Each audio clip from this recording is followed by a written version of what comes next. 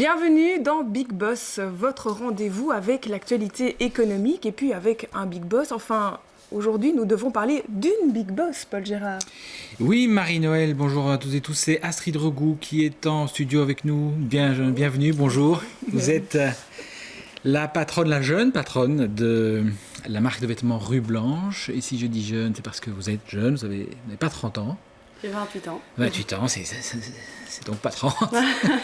C'est pas souvent qu'on a des patrons d'entreprises qui nous rendent visite sur ce plateau et qui ont plutôt la moyenne 40 ou 50 ans, je dirais ici, mais vous êtes là de plus loin, vous avez le record. Et vous êtes aussi jeune patronne parce que vous l'êtes depuis peu, vous avez repris la maison quand ça ? Il y a 4 mois, Ouais. avec ma sœur. Avec votre sœur. Ouais. Deux sœurs pour une entreprise. Avant d'aller plus loin, je vous propose de découvrir les coulisses de Rue Blanche, puisque nous sommes allés nous balader justement dans les coulisses de cette entreprise. On regarde. C'est en périphérie bruxelloise, à Grand Bigard, que Rue Blanche développe ses nouvelles collections depuis 2001. Profitant de la lumière du Nord, la fondatrice de la marque, Marie-Chantal Regout, et la styliste, Céline Collard, choisissent les tissus de la future collection Printemps-été 2017. Aujourd'hui, la styliste, elle dessine la nouvelle collection. Mais une autre partie qui est assez importante, c'est la sélection des tissus. On accorde beaucoup d'attention sur cette partie du travail, étant donné que la qualité et les belles couleurs sont une force chez Rue Blanche. Et D'où viennent vos tissus ? Alors les tissus proviennent principalement de l'Italie et du Japon. On est loin de l'atelier de confection qui a vu naître l'entreprise Rue Blanche dans le centre-ville en 1987. Depuis quelques mois, c'est la fille aînée de la créatrice qui est aux commandes. Marie-Chantal restant désormais en coulisses pour la création des accessoires et l'aménagement des boutiques. Le monde des affaires a changé, on va dire. Ce sont les affaires. Donc voilà, c'est le marketing, c'est ce que les gens ont besoin. Et donc, ma réflexion, c'était, mais on travaille depuis 28 ou 26 ans de la même manière. C'est pas possible, c'est pas normal. Et en effet, ça s'érodait aussi un petit peu, et il fallait se poser les bonnes questions. Et je sentais qu'il fallait bouger. Mais la jeune sœur, entrée dans la société il y a 2 ans, insiste. Rue Blanche ne perd pas son âme. Tout le processus de création est fait ici en Belgique, que ce soit du dessin à la sélection des tissus et à la fabrication des pièces de collection. Des pièces uniques que l'on trouve un étage plus haut, dans le showroom. Alors ici, par exemple, les boutonnières sont un peu trop fragiles, déjà de 1. Et il y a des fils un peu qui sont apparents, qu'on aimerait bien aussi que ça soit un peu mieux fini. Avec l'une des responsables de la production, Aude passe en revue les prototypes de la collection Automne-Hiver 2016. On reçoit toutes ces pièces de collection. On doit vérifier les différents ajustements à faire parce qu'il y a encore pas mal de problèmes de fit, de longueur, de taille. Donc tout ça, ça doit être corrigé avant de lancer à la production. Ça peut prendre des semaines et des semaines d'avoir la bonne pièce. Au milieu des années 80, la première collection de Rue Blanche compte 7 pièces. Aujourd'hui, nous sommes à plus de 200. Ce serait génial de les avoir fin avril. Retour au département production, l'intermédiaire entre le styliste et le fabricant. Suivi de fabrication, dessin des plans de collection, évaluation des prix de production et de revient de chaque pièce. Un travail indispensable avant l'envoi vers les usines de Turquie, Pologne et du Portugal. Ici pour voir si les poches sont droites aussi. On vient de réceptionner une dernière livraison. Donc on regarde si toutes les dernières pièces sont bien conformes au cahier des charges, si tous les détails sont bien présents et corrects. Il y a notre responsable du stock qui va maintenant les livrer dans nos 8 boutiques en Belgique et notamment dans nos points de vente multimarques.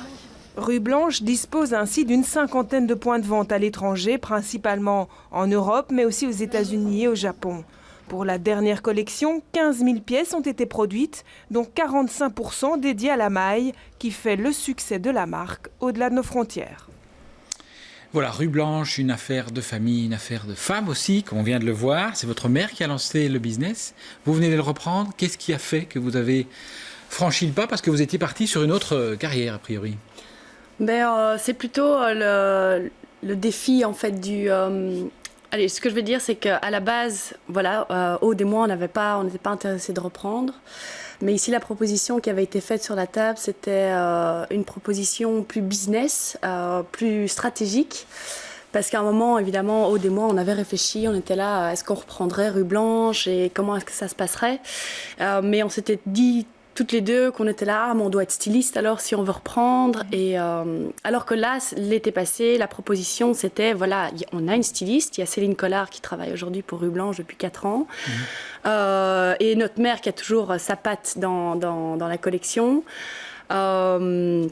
Et donc, elle était là, bon voilà, mais moi, tout ce qui est aspect plus business, marketing, communication, eh bien, ça, j'ai plus envie de m'en occuper, mais est-ce que vous êtes intéressé de le faire? C'est ça. Il y a un côté, c'était pas spontané, c'était pas naturel, c'était pas écrit que les filles allaient reprendre le business de maman, comme ça existe dans pas mal de boîtes. Hein, Pas du tout. Pas du tout. Je pense qu'avec Aude aussi, on a toujours eu un intérêt énorme pour la mode. Et d'ailleurs, c'est pas pour rien que les expériences qu'on a eues avant, c'était aussi un peu dans le milieu de la mode. Mais il n'y a jamais eu vraiment ce questionnement de oui, on va d'office reprendre Rue Blanche. C'était pas acquis. Non. Si vous n'aviez pas dit oui, qu'est-ce qui se serait passé pour l'entreprise?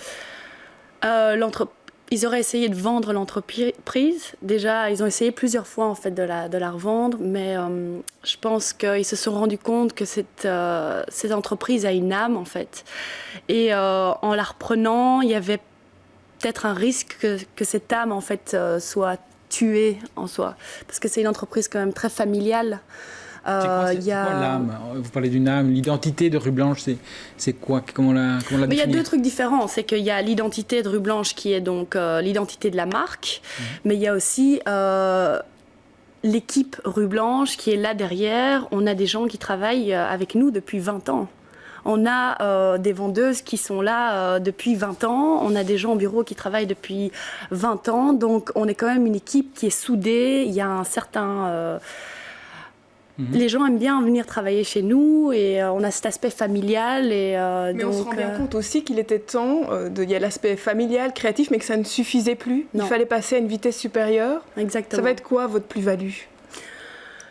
Alors avec Aude, on espère vraiment apporter le côté jeunesse, en vouloir... essayer, ne rien prendre pour acquis, ne pas se reposer sur ses lauriers, vraiment se dire on va essayer, on va poser les questions, on va creuser plus loin et donc on insuffle cette nouvelle énergie, cette nouvelle directive, de nouveaux objectifs pour la marque, alors qu'avant en fait il n'y avait pas vraiment d'objectif. Où est-ce qu'on veut aller? Alors que là, maintenant, quand nous, on a repris, on était là, voilà, l'objectif, vraiment, ce qu'on veut faire, c'est on veut amener la marque à l'étranger. En faire une vraie entreprise, alors qu'avant, c'était déjà une entreprise, mais plutôt un atelier d'artistes. Je caricature, si je dis ça. C'est too much, peut-être. Mais peut-être que... avant, il n'y avait peut-être pas de direction aussi, parce que ma mère, elle est styliste, c'est une créatrice, et... elle n'avait pas l'aspect business et ça ne l'a jamais intéressée. Et donc, en fait, ce qui manquait, c'était peut-être un capitaine qui donne une direction, en fait, au stylisme, au style, en se disant, bon, voilà, il y a la création, il y a quel genre de vêtements est-ce qu'on veut créer, mais il y a aussi l'aspect business, où est-ce qu'on veut amener... C'est bien de faire des vêtements, voilà. Mais à un moment donné, il faut... En fait, on est des commerçants, que ce soit de la vente de patates ou de vêtements, c'est la même chose. Il faut écouter la demande, il faut écouter nos clientes. Mais justement, à 28 ans, est-ce que par rapport à votre parcours professionnel jusqu'ici, vous étiez juste avant dans le monde, plutôt le milieu pharmaceutique, est-ce que vous avez acquis une expérience professionnelle suffisante pour développer ce business ? Oui et non. Dans le sens, oui, parce que j'ai quand même travaillé pour 4 boîtes avant. Donc j'ai quand même pu voir comment est-ce que d'autres boîtes de mode travaillaient, parce que j'ai travaillé pour 3 boîtes de mode ou de parfum avant. En Scandinavie d'ailleurs ? En Scandinavie, oui, à Copenhague et à Stockholm. Mais après ça, j'ai été aussi dans le monde pharmaceutique et Omega Pharma. Et là, j'ai eu cette optique beaucoup plus business, pragmatique. On se focalise sur les ventes, comment vendre, qu'est-ce que nos consommateurs veulent, qu'est-ce qu'ils recherchent. qui était l'aspect plus marketing, en fait. Comment est-ce qu'on fait pour vendre? Quels sont les slogans à avoir pour vendre et quelles sont les choses que les gens viennent vraiment chercher chez nous. Alors un petit mot d'explication peut-être sur vos produits.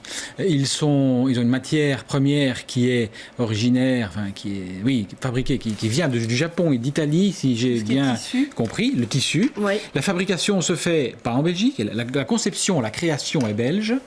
Bruxelloise, mais par contre la fabrication c'est en Pologne. La façon c'est fait en Pologne, en Bulgarie, en Roumanie. Pour une question de coût de main d'œuvre, j'imagine.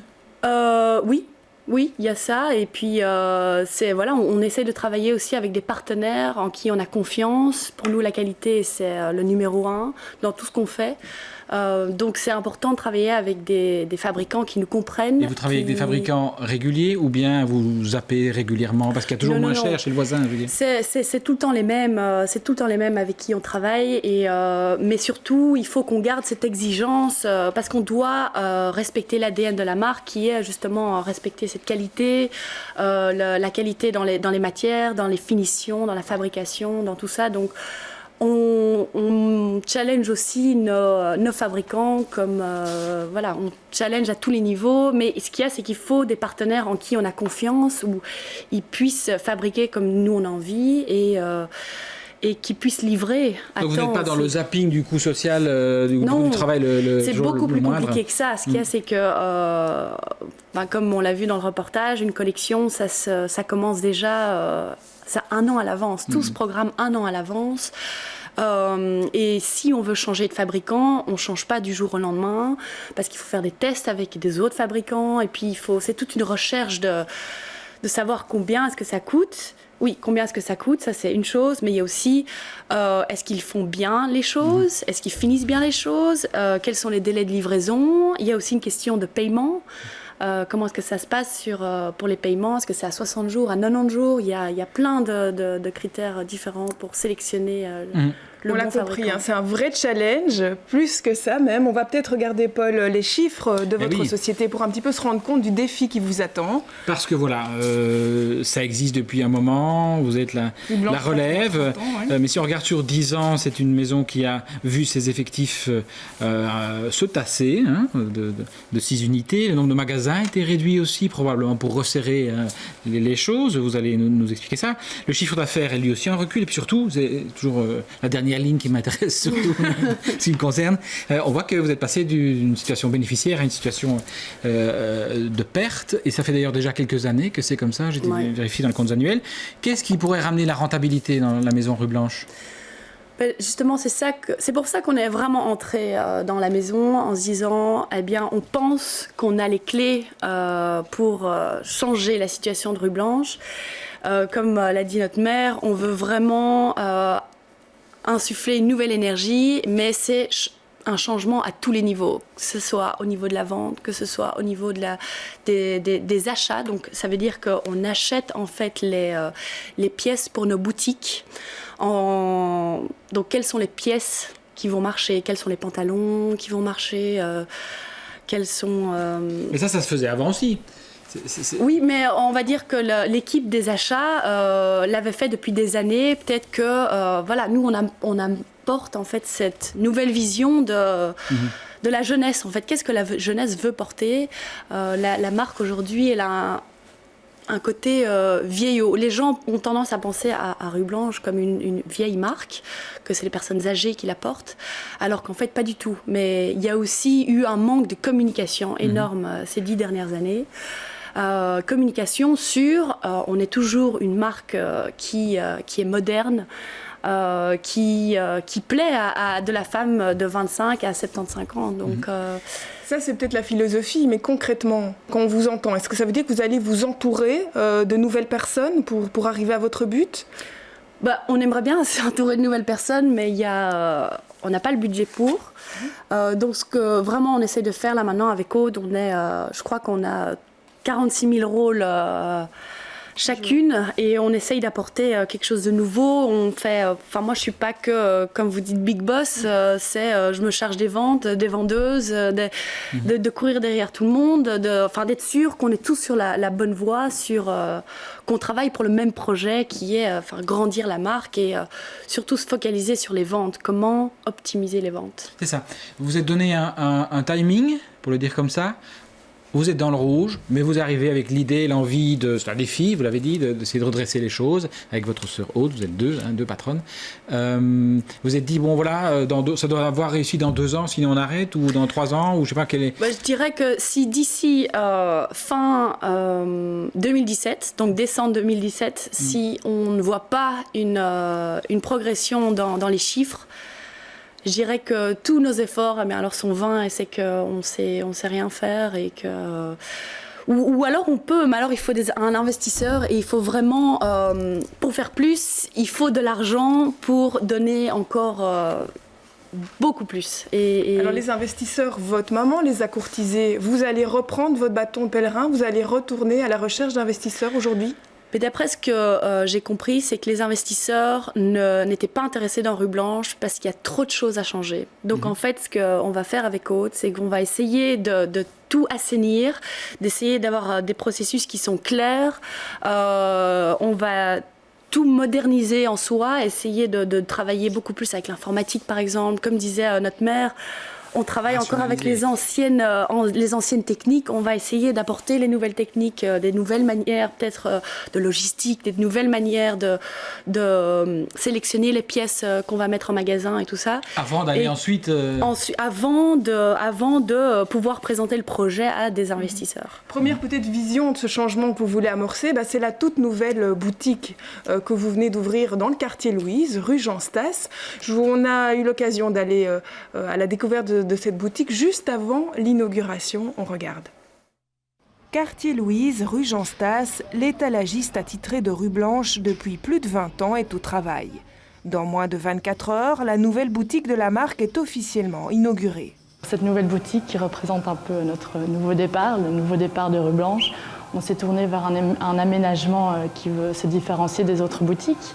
Donc on a misé sur un univers plus frais, plus minimaliste, rehaussé de couleurs chaudes comme les couleurs de la collection. Une nouvelle enseigne s'ouvre dans le haut de la ville, en même temps qu'une ancienne se ferme dans le bas. Rue Blanche, dans le quartier d'Ansart, dans un mois, c'est fini. Avant, il y avait beaucoup de boutiques qui vendaient, des boutiques indépendantes qui vendaient beaucoup de choses inédites, uniques. Et c'est ce qu'on ne retrouve plus aujourd'hui parce qu'il y a toutes ces chaînes maintenant qui viennent s'installer dans cette rue Antoine d'Ansart. Je crois que c'est un quartier qui doit être redynamisé, qui doit être revu en termes de propreté, de sécurité. Et avec ce piétonnier, je crois que c'est un très très bon projet, mais je crois qu'aujourd'hui, le projet doit être revu et ils doivent revoir plus profondément aussi le plan de circulation. Pas de quoi gâcher la fête, car la marque de prêt-à-porter 100% belge espère ouvrir une 9e boutique en dehors de la Belgique. Donc vous avez des projets de développement, on vient de l'entendre. Mais vous quittez la rue d'Ansart, qui était, moi, je ne suis pas un spécialiste comme vous, mais j'ai toujours compris que c'était un peu le pôle mode de Bruxelles, l'endroit où il fallait être.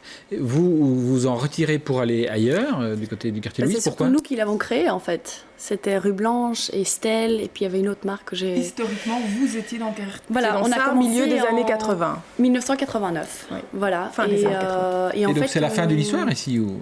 On est triste de devoir quitter et on n'a pas envie de quitter, mais on est un peu jeté dehors, je dirais, par... Il n'y a rien à faire, comme je vous l'ai dit, on est des commerçants et on doit vendre et on ne peut pas se permettre d'être là juste pour faire joli. Et qu'est-ce qui cloche avec le Dansart actuel, le quartier Dansart actuel? Déjà, il y a le piétonnier qui a eu... à cause de ça, il y a une baisse énorme du chiffre d'affaires et je pense que je ne suis pas la seule à le dire. Dans votre boutique, ça représente une baisse de combien de pourcents à peu près? De 60%. 60%. Depuis le piétonnier, vous vendez 60% de moins. Et puis je dirais aussi qu'évidemment les attentats n'ont pas aidé parce que Dansart est dans le quartier très touristique et avec ces attentats, l'image de la Belgique n'est pas la plus flamboyante. Mais avec le piétonnier, on nous a donné aucune explication. On a juste dit, voilà, on instaure le piétonnier et il n'y a pas eu de communication sur comment est-ce qu'on peut arriver dans ce centre-ville, parce qu'en fait, c'est pas si difficile que ça. En fait, oui, voilà, ils ont instauré le piétonnier, mais c'est facile de prendre les tunnels, de descendre, d'aller du haut de la ville dans le bas de la ville, c'est pas si difficile que ça.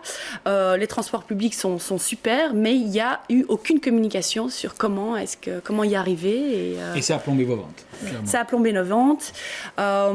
Aussi, ce qui a pu plomber nos ventes, c'est qu'il y a évidemment énormément d'enseignes, de gros groupes qui sont arrivés.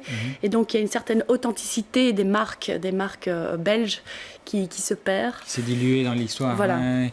Comment fait-on pour exister quand on est une petite maison comme vous, belge, face aux rouleaux compresseurs qu'on connaît tous, les H&M et autres Zara pour ne pas les nommer, qui viennent avec d'autres arguments, qui viennent avec l'effet de taille, Avec les prix. les prix, bien sûr, à fond. Et comment fait-on pour exister encore à travers tout ça? On se bat avec nos petites armes comme on peut, et c'est pas n'importe quel prix, on le sent, mais on tient bon, et surtout on est persuadé, on a confiance en notre clientèle qui, elle, est loyale et qui sera toujours intéressée par notre produit qui est de super bonne qualité et qui est intemporel dans le temps, qui est moderne et qui offre encore aujourd'hui une nouvelle proposition qui est autre que celle de ces grandes enseignes. Rue Blanche est très présent à Bruxelles, en Flandre aussi, mais pas du tout en Wallonie. Vous avez tenté le marché wallon? Oui, on était à Namur, on était à Liège, et en fait c'est juste plus par goût en fait. Pour généraliser, je dirais que les femmes wallonnes sont peut-être plus classiques, alors qu'on a un style plus nordique, minimaliste, qui plaît plus aux flamandes en fait. Donc, Ce qui explique aussi que vous cherchez à quitter peut-être aussi la Belgique. Vous développez plus dans le nord aussi alors? Exactement. Donc, expliquez-nous vos ambitions. Ce qu'on aimerait vraiment faire, c'est se développer aux Pays-Bas. Parce que là maintenant, donc, on vend la marque au travers de multimarques, mais on veut aussi avoir notre propre boutique. De multimarques, c'est-à-dire de points. Il n'y a pas de boutique. Donc c'est de points de vente qui vendent plusieurs marques. Ça, ouais. Plusieurs marques, et donc eux viennent chez nous au salon sélectionner certaines pièces qui veulent vendre et qui vont se compléter avec d'autres marques. Mais donc l'objectif, c'est pas un nouveau multimarque, c'est vraiment créer votre propre boutique. Voilà, en fait, quand on crée sa propre boutique, on peut amener l'univers entier de Rue Blanche. Donc c'est pas juste un bout de la collection, c'est toute la collection, mais c'est aussi les accessoires, l'univers. Vous avez déjà signé quelque chose? Vous avez un contrat? Non, rien. Donc pour le moment, on se focalise vraiment sur la Belgique. On essaye de remontrer à la Belgique qu'on est encore là, qu'il n'y a rien à faire. Ça fait depuis 29 ans qu'on est là, on est encore vivant. Même malgré ces grandes enseignes, même malgré la crise économique, on est encore là. Donc ça veut dire quelque chose, qu'on a toujours quelque chose à proposer aux gens et que les gens nous aiment toujours. Alors, un point quand même, vous êtes bruxellois, l'entreprise est bruxelloise depuis toujours. Rue Blanche, d'ailleurs, c'est une rue où tout est né, proche du quartier Louise. Voilà, ouais. J'étais en train d'essayer de la resituer. Et pourtant, vous avez installé vos ateliers juste plus à Bruxelles, c'est-à-dire en Flandre. Il y a un côté un peu tristouné dans la chose. Pourquoi n'êtes pas resté à Bruxelles quand on est bruxellois? On n'est pas si loin de Bruxelles. C'est sûr, ça non mais on n'est plus à Bruxelles en région. Non, c'est vrai. Je dirais que c'est plus de manière logistique en fait. C'est très facile d'accès, et puis rentrer aujourd'hui dans Bruxelles avec la circulation qu'il y a, c'est un peu l'enfer, je dirais. Donc là, c'est très facile de venir de Gand, d'Anvers, de Liège.